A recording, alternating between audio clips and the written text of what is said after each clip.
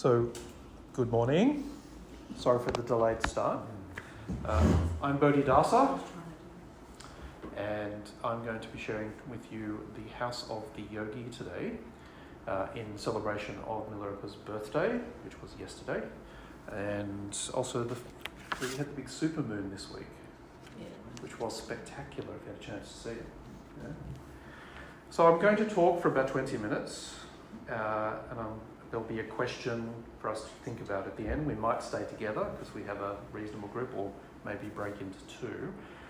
There will be a drawing that is partially started here on the board, and I'll be adding to it as we go. Hopefully you'll find it useful, and if you wish to take photos of it, you may. Maybe at the end when it looks better than when it does now. I have written this, so I'm going to be reading it to you. So you may have noticed that out that window to my left is a wasteland. Yeah, right next to us.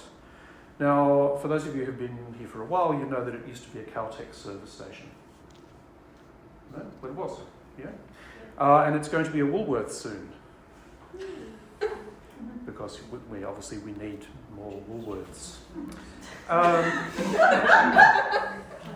Now, at the moment, it's slowly accumulating junk. Yeah, and next door where we are now is a Buddhist centre, but it wasn't always a Buddhist centre. I'm just noticing that we've got some tech issues happening, solving in the background. I really don't want to be this person.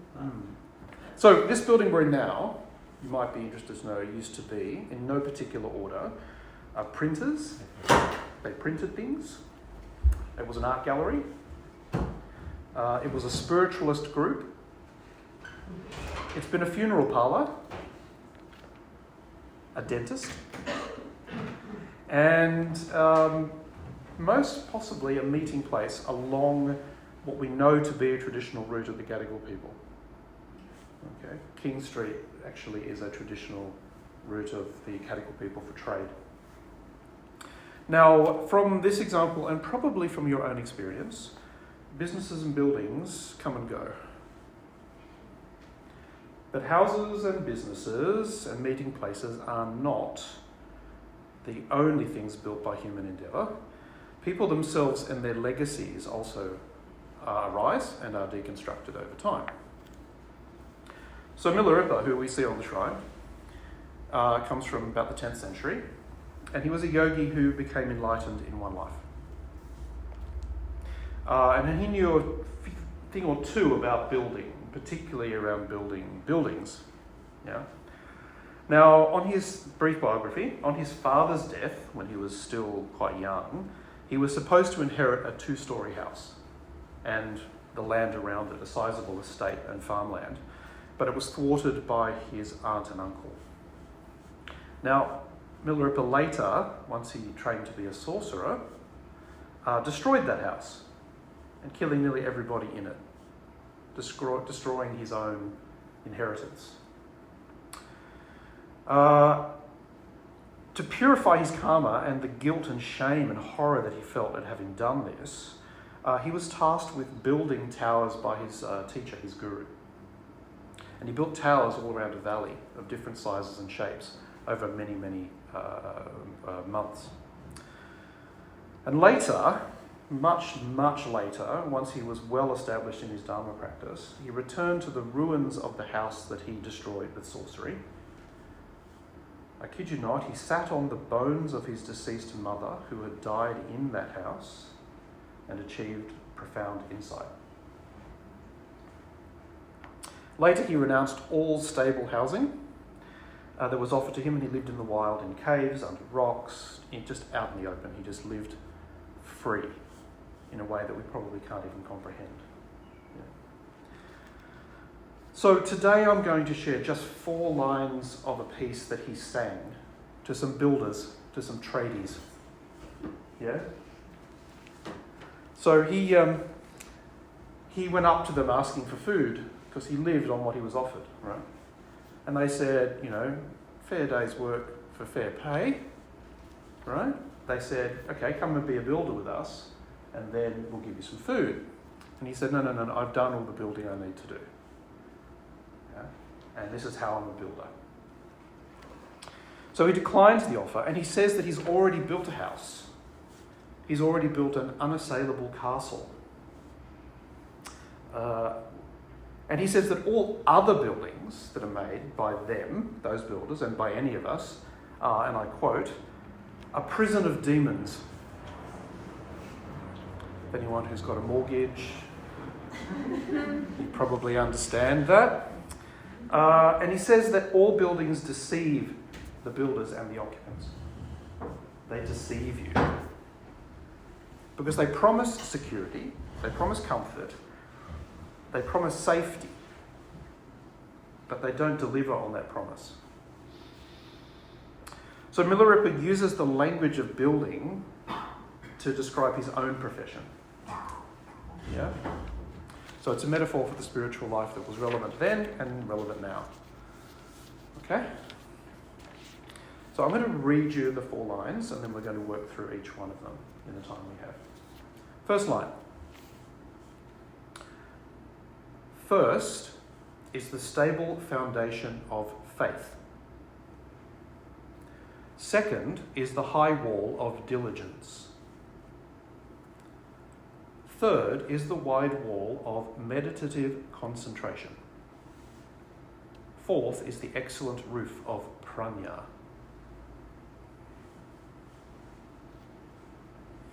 So we'll start with the first line. First is the stable foundation of faith. So I want to spend the most time on this.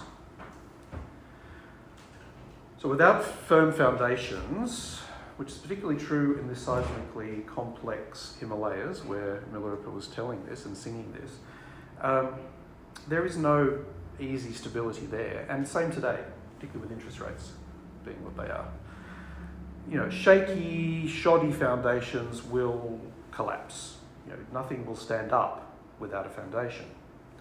So I don't know if you're someone like this, but if you think of the number of fads and trends that, you know, if you don't try this, then you're not living a full life, you're not living a complete life. You know, diet fads, fitness regimes, fashions that we adopt, they come and go, and we can get rocked from one sort of self-help thing to another. We can just get rocked from one to another.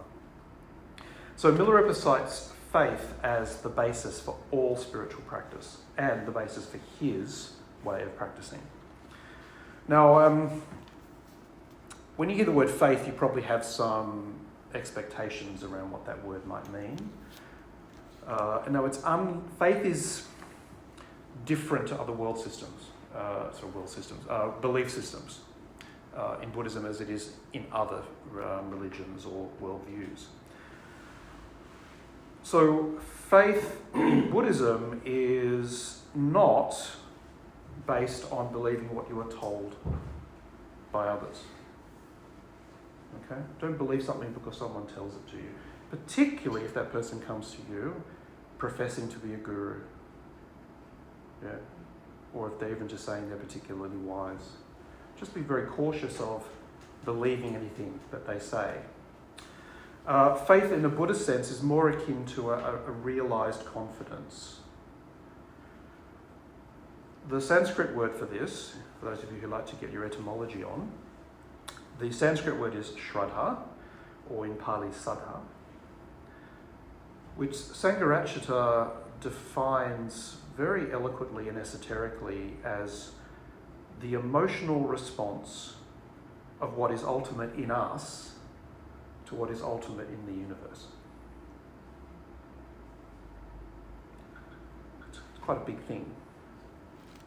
But actually a less esoteric, and I think quite clear definition of what faith really is comes from his earlier work, The Survey of Buddhism, where he describes faith not as a belief, but an action. Faith is an action. It's something you do, not something you uphold. Now, for you to have faith in something, you need 3 criteria, according to what Sangharakshita puts in the survey. The three criteria that make the foundation. The first one is intuition. So to know something deeply, and you feel it deeply on an emotional level, that this is right, this is true. It's a heart response, a sense of uplift that comes, a recognition of, or like a remembering of something that you've always felt, but you maybe didn't have the language or the knowledge before to express. Yeah. So intuition is the first in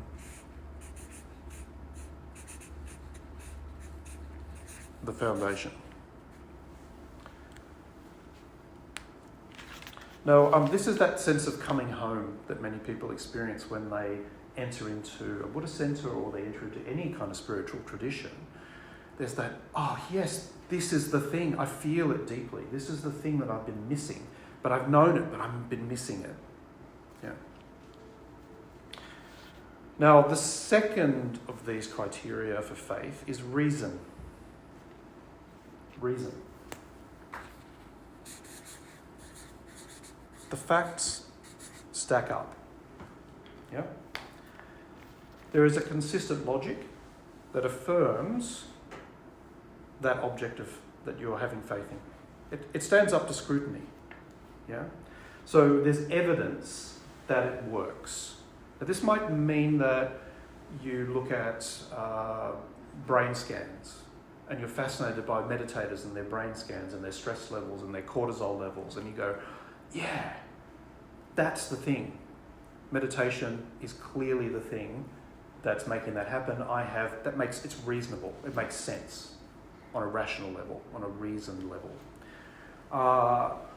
Maybe it's an exemplification of people you've met. You've seen them before they practice, and you see them after they practice, and you go, oh, I want what they've got. So based on a sense of reason or any other kind of logical thought out process, it makes sense. And the last one, which may come as no surprise, is direct experience.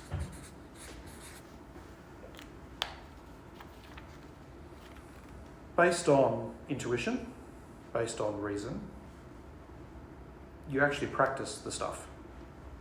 And you evaluate it. And you go, oh, it actually works for me too, as well as it works for somebody else. As well as that heart response. When I try it, it works. So it's your own experience of meditation, of ethics, of friendship, of reading Dharma.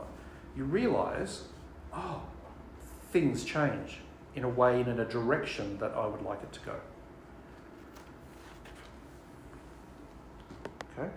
So, true faith, in a Buddhist sense, is not just based on one of those. You've got to have that heart intuition, that head sense of reason, and that embodied action together that then creates that sense of Shraddha or faith. And that's the foundation for practice. So the question is, which one of those three is stronger or weaker for you?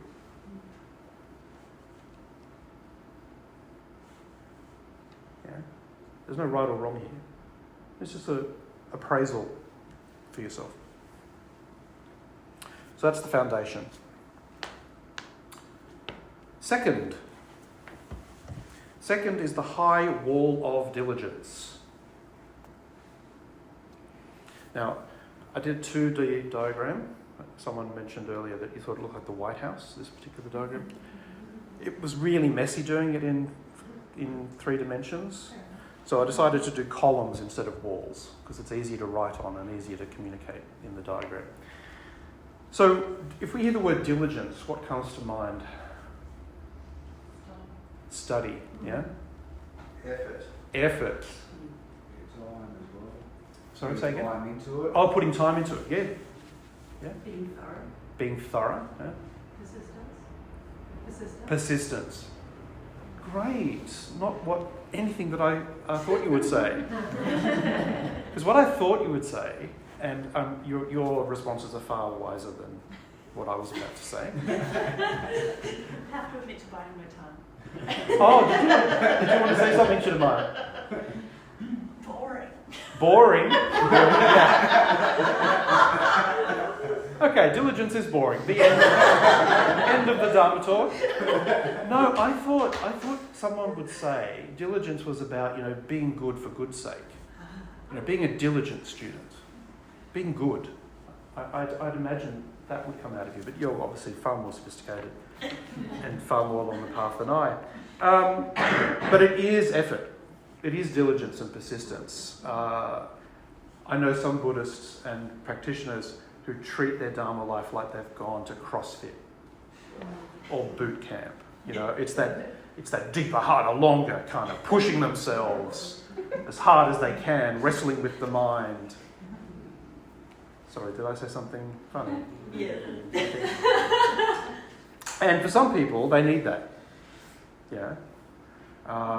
You can really push yourself to hit dhyana if you really, and that higher states of consciousness, you can really kind of booyah your way to that kind of way of being if you need that.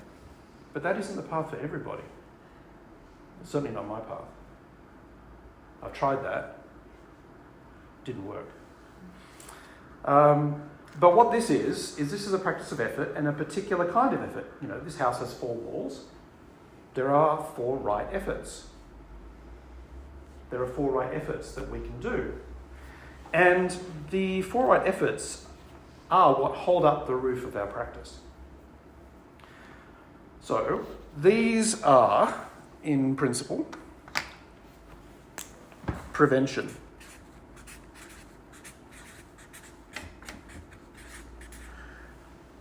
If you have a vision based on your faith of being a certain kind of person and wanting to change your habits for the better, for your betterment of yourself, betterment of other people, you have to stop yourself from being around or connected with the things that lead you in the opposite direction of that. And that is an active thing that you need to do. So you stop exposure to or connection with the conditions that cause the arising of that person you don't want to be. But that doesn't always work, right? I'll give you an example in a minute. Sometimes it sneaks in, the thing that you don't want to be or the person you don't want to be, that isn't in line with your shraddha. So you actually have to be a little forceful. You have to eradicate it. You've got to say no. You have to be your own parent. No. Now that may not be in line with your idea of Buddhism being sort of kind and soft and huggy and whatever, but you've got to say no. Sometimes you actually have to say no. Stop. The third one, because these work in twos, if you have a vision for who you want to be, and you've got that faith and you've got that sense of experience, put effort into it, as Dane said. Cultivate those positive states. Develop them. Develop your meditation, develop your friendships, develop your ethical practice. Give it time, give attention, persist, as you said, persist. And then keep it happening. Maintenance. You've got to maintain it. You've got to keep it going. So, question for you. And again, watch any kind of puritanical attack on yourself. What are you doing to prevent yourself from lapsing into habits and acts that cause suffering for yourself and other people? How are you removing those temptations? Stopping yourself. Now, spiritually, it's all the same. Whether you're going to the gym and trying to lose weight, and anyone who's actually tried to start a fitness regime will know these very well, these 4 very well, either through succeeding or failing. In most cases through failing, in my case, anyway. Now, spiritually, it's the same. If you want to lose the extra weight of indulging in wasted time on your phone, for example, delete the apps. Okay? And then if temptation arises that you want to re-download them, choose something more wholesome to do. Go for a walk, talk to a friend, call a friend, do some stretching, meditate. Create a plan and reward yourself. Skillful rewards. So you associate eradication with something that's actually positive rather than something negative. Yeah. Okay? How are we doing so far? It's all coming together? Though it's all easier said than done, isn't it? We aren't Milarepa. Yeah. The third one is pretty simple. I'm not going to go into great detail on it because time is short. Third is the wide wall of meditative concentration. Now, wall might be better rendered here as ceiling. Yeah.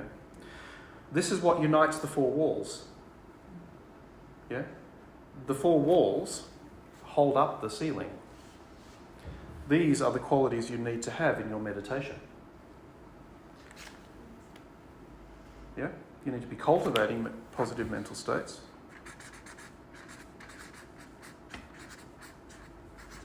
And absorbing yourself in them. And being aware of these that want to intrude and change your vision. So the four right efforts, they support meditation. They support your ability to be aware. And without awareness, you probably can't see them either. So there's interplay between them. But this is a special kind of mindfulness. This is not what's popularized as being mindfulness or meditation where you are just in the now. I'm in the moment. Yeah, we're not just in the moment. Because the ceiling doesn't stand up by itself in the air. Yeah, ceilings don't levitate. You actually have to remember your foundation. That is what will feed into your meditation and support it. So you need to know, recollect your purpose, recollect your faith, recollect from your reason, intuition, and experience, draw on that. Galvanize your energies with that before you meditate. Even while you're meditating, when you get distracted, remember the heartfelt response. Remember the reason, the logic. Remember, you've had experience where it's worked.